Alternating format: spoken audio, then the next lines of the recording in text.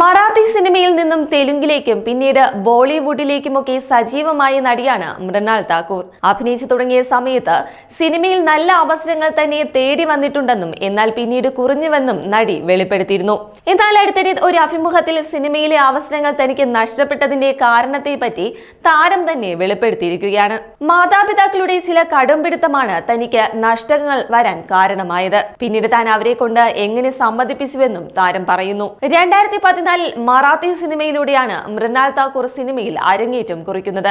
മറാത്തി ഭാഷയിൽ തന്നെ കുറച്ച് ചിത്രങ്ങളിൽ അഭിനയിച്ചതിനു ശേഷം ബോളിവുഡിൽ അഭിനയിക്കാനുള്ള അവസരം നടിക്ക് ലഭിക്കുകയായിരുന്നു. എന്നാൽ സിനിമയിൽ അഭിനയിക്കുന്നതിന് നടിയുടെ അച്ഛനും അമ്മയും ചില നിബന്ധനകൾ ഏർപ്പെടുത്തി. ഇതാണ് നടിയുടെ കരിയറിനെ പോലും വല്ലാതെ ബാധിച്ചത്.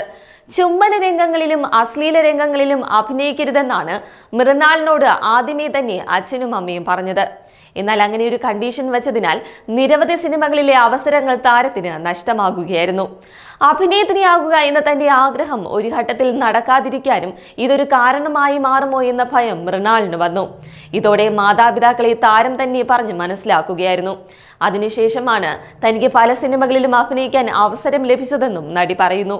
അതേസമയം ലവ് സോണിയ എന്ന സിനിമയിൽ കിടപ്പുമുറി രംഗങ്ങളിൽ വരെ മൃണാൾ അഭിനയിച്ചിട്ടുണ്ട്. മാതാപിതാക്കൾ പച്ചക്കൊടി കാട്ടിയതിനു ശേഷമാണ് താരം ഇത്തരം ചിത്രങ്ങളിൽ അഭിനയിക്കാൻ തുടങ്ങിയതും.